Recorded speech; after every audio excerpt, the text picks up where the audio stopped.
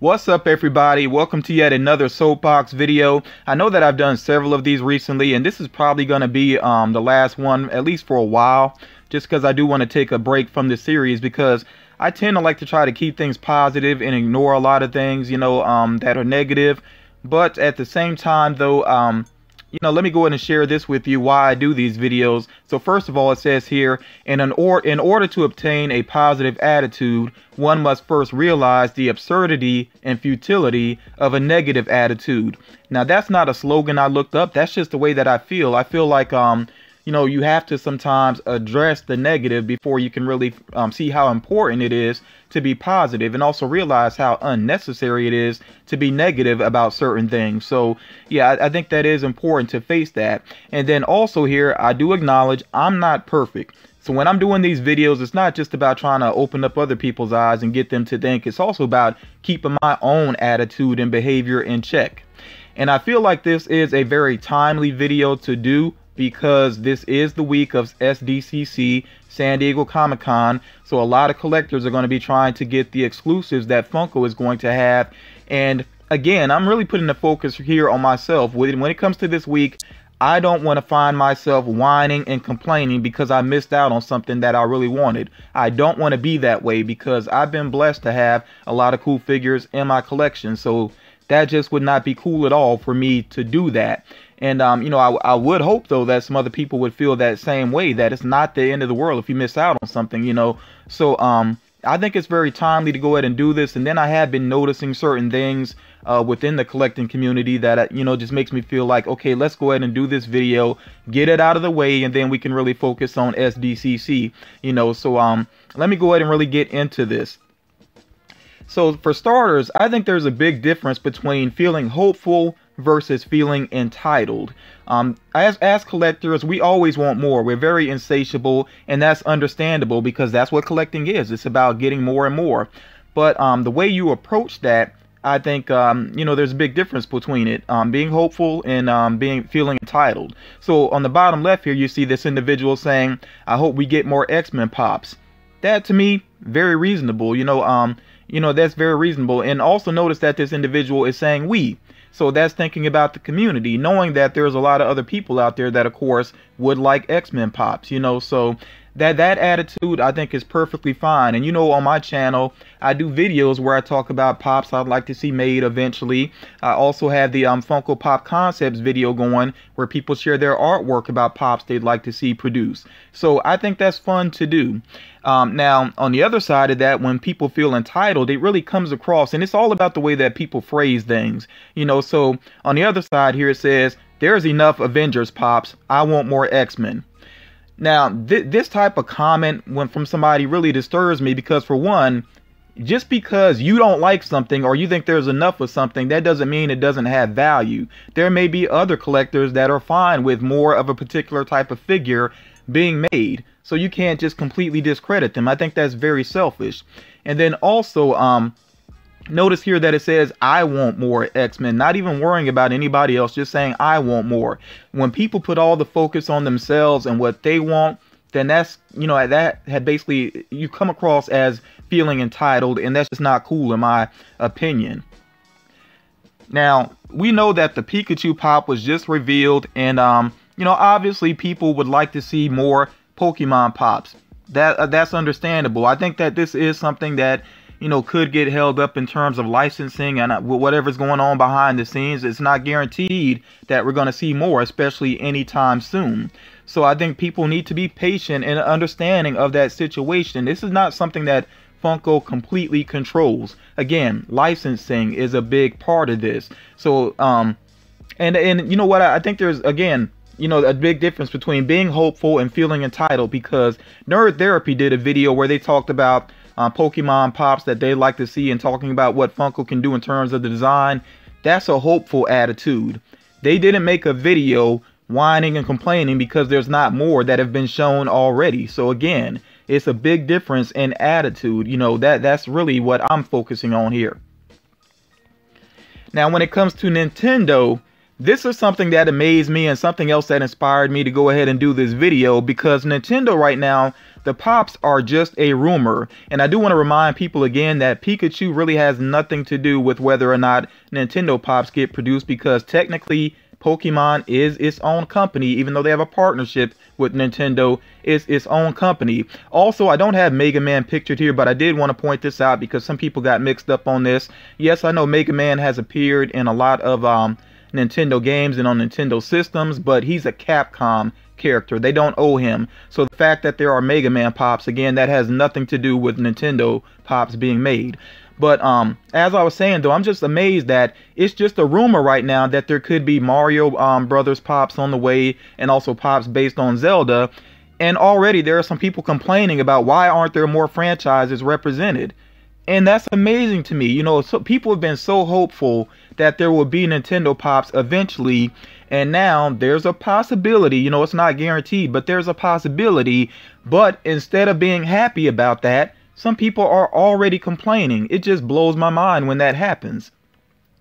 And I do want to break this down a little bit further for you. Now realize, first of all, that Funko releases figures in waves. For any given franchise, they might release anywhere from like 3 to up to 8, you know, figures, and sometimes they go even beyond that, you know, but they release the figures in wave, and they do that partly to feel out the market and to see what the demand is like. And then you also got to realize, of course, they're representing a lot of different franchises, not just 1 or 2, you know, so they basically do these waves, and that is beneficial to collectors, because the average collector, you would not be able to afford, if Funko just went ahead and put out everything that you wanted to see, you wouldn't be able to afford all of that. And as a matter of fact, as a result, you would miss out on some of the Pops that you would want if Funko did that.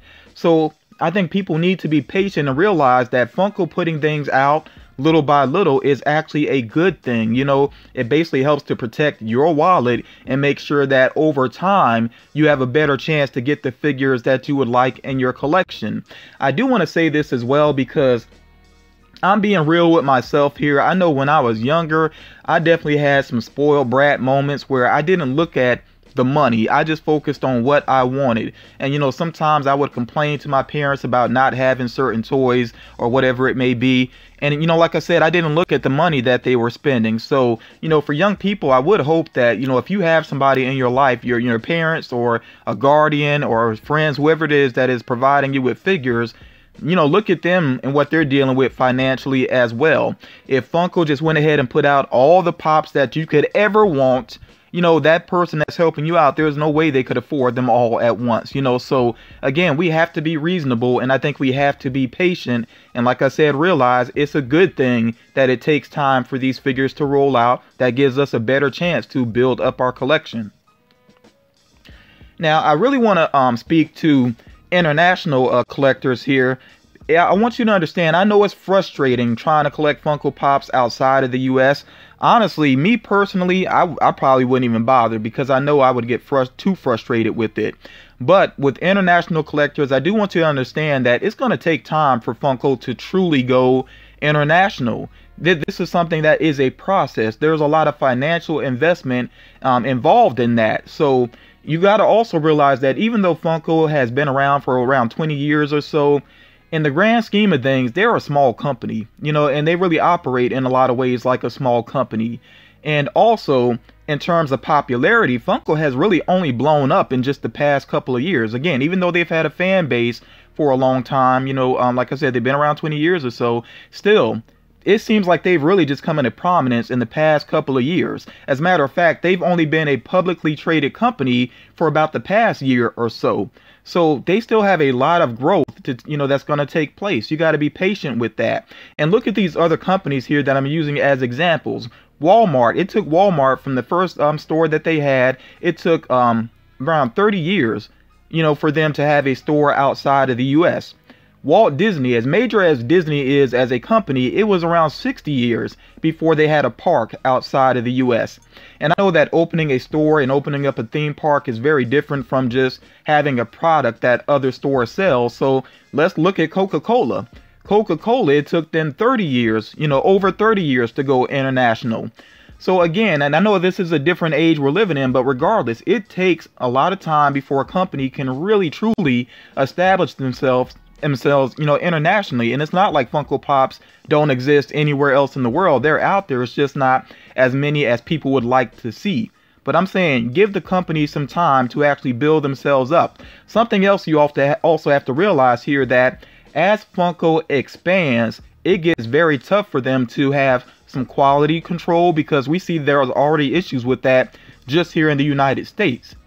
Also, they're relying on other retailers. So again, that's very difficult for them to, keep their reputation intact, because these other companies, they might mishandle the product. And we know that does happen. There are some stores, some retailers that constantly have damaged pops and that ship them out damaged. Also, pricing as well. There are some companies that seriously raise up the prices on Funko Pops as well. So as Funko expands, it's going to be very tough for them to try to keep their reputation intact, to try to have a positive reputation. So let's be understanding and realize it's going to take a while for them to expand some more.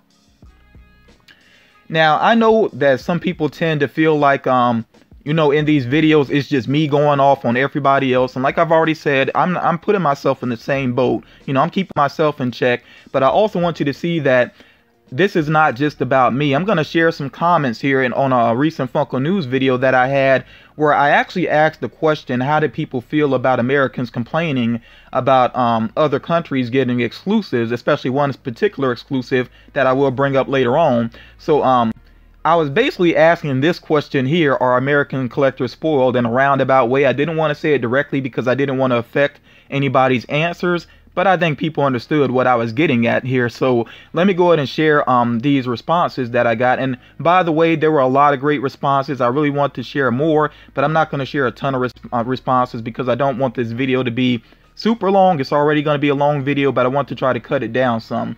So starting off here with Funko My Life, she says, I think it's silly for Americans to complain. I'm American. We get a lot of exclusives, especially when it comes to the Funko shop, and rarely do they get distributed outside the US, especially if it's a numbered piece. You can't have all the pops, so be happy with what you get.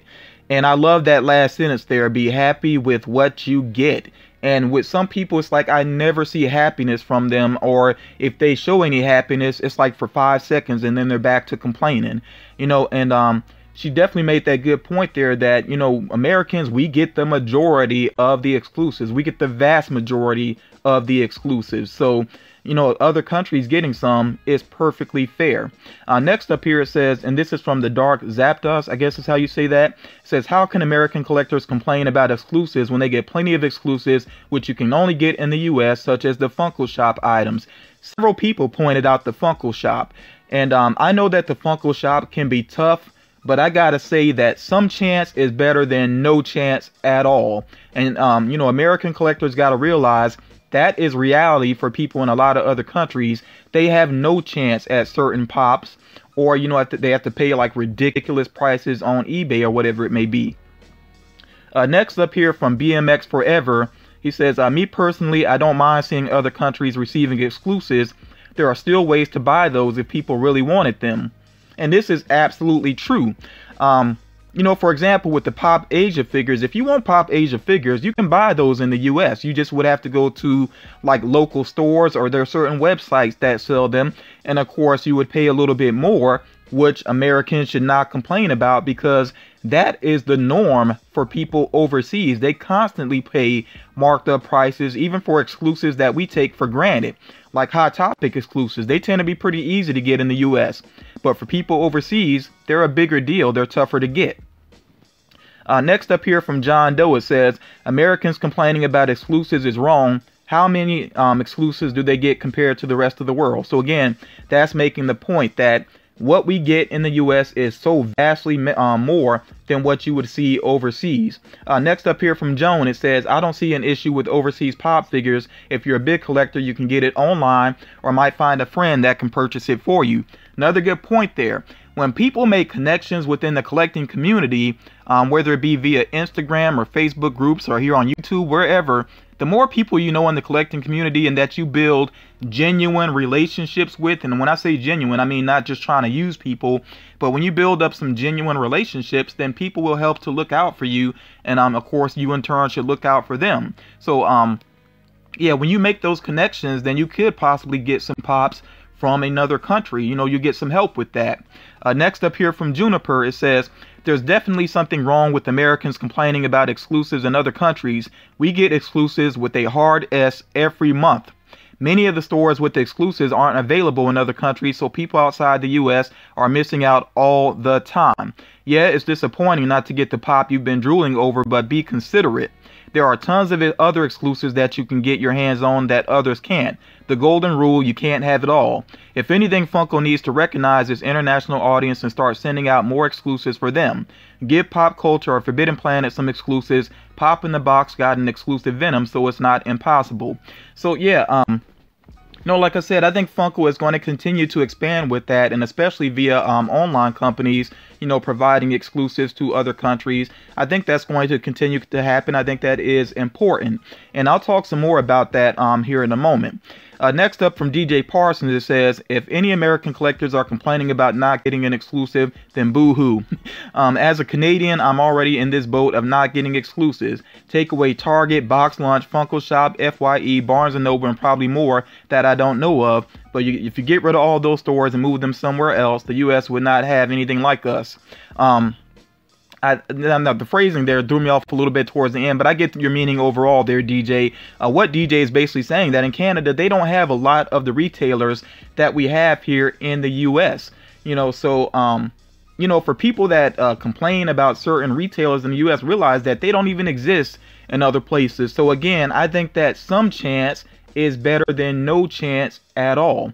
Next up here from Scrooge McDuck, it says, it's pretty ironic when I realized that Americans were complaining about exclusives.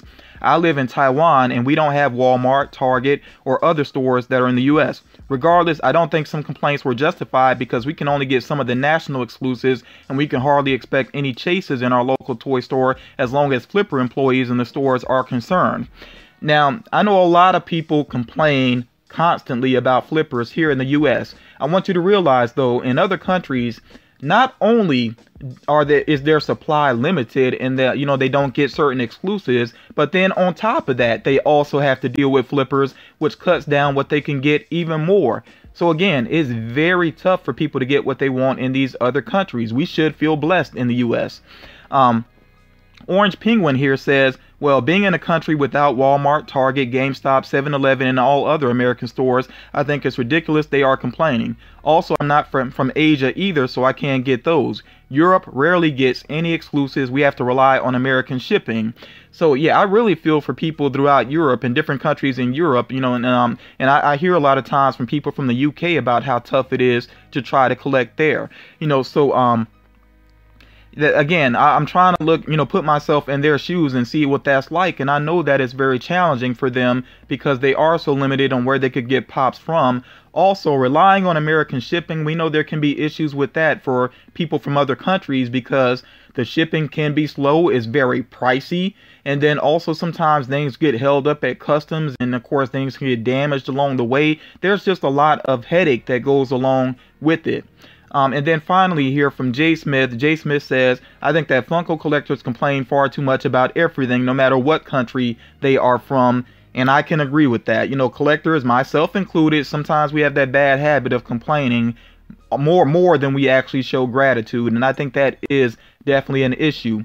As a matter of fact, before anybody complains about me doing these type of videos and me saying certain things about what I'm seeing going on in the collecting community, I really would encourage you to be fair and take the time and go through the comment section of, you know, pretty much any given Funko News video. Take the time, go through the comments and just see what I see on a regular basis. And you'll definitely see why sometimes I get frustrated and I point out certain things. Like I said, just do that. It's definitely an eye-opener in my opinion. Now, the Pop Asia Thor figure, I definitely have to address this figure because some people got so upset when this figure was released. Like, why in the world is Asia getting, you know, a Thor figure? That's American. And no, it's not. You know, Funko is an American company, but they are partnered with a lot of companies that have a global presence.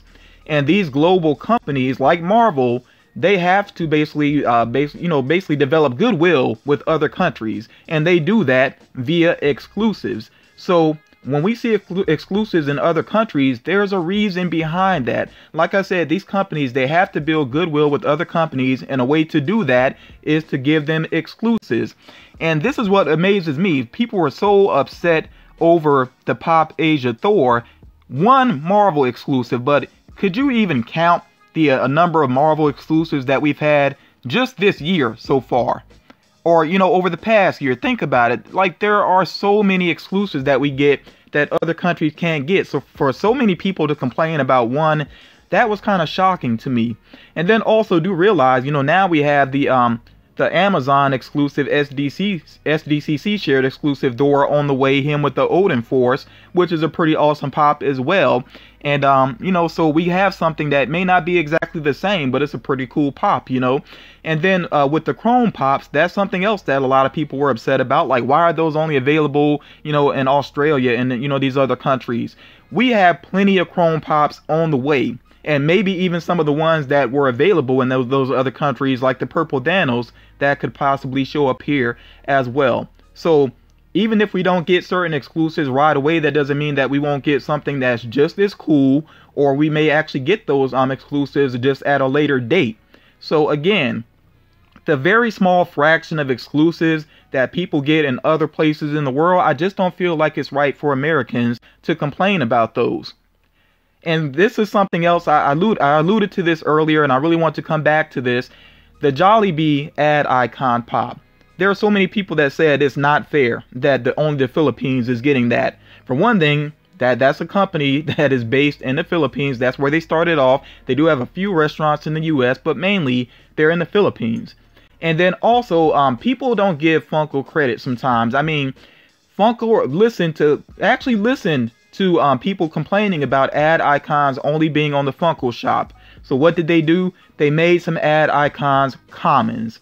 And then they've made some that are going to be store exclusives as well, which I would assume would probably be in good numbers. Not 100% sure on that yet. We'll have to see. But Funko is trying to listen to consumers. And yet still there are some people that complain just because they can't get one figure. And by the way, it's not that you can't get it, but you may have to pay a marked up price on it, or you may have to wait and see if Funko gets around to releasing it in the US. But again, there's a way to go about getting it. And like I said, I don't think it's right to complain like, oh, I'm going to have to go to eBay and pay a high price for it. Well, like I said, that is the norm for people in other countries. So I just hope people will start to look at things from both sides. And really, it comes down to this question: where's the gratitude? Where is the gratitude for the things that are available? Where is the gratitude for a company that actually takes the time to listen to its consumers? Where's the gratitude for a company that is trying to expand, even though they have that sort of small business mentality? And I got this example here. I know this sounds kind of silly, but this is the type of attitude that I see. So let me go ahead and read this off here. Yeah, Funko does giveaways regularly, answers fans' questions, and makes pops based on Marvel, DC Comics, Star Wars, horror icons, The Walking Dead, Game of Thrones, Lord of the Rings, Harry Potter, Dragon Ball, Overwatch, Cuphead, Five Nights at Freddy's, and dozens, if not hundreds more properties. But where are the pops based on the 1975 film A Boy and His Dog? Come on, Funko, what's the holdup?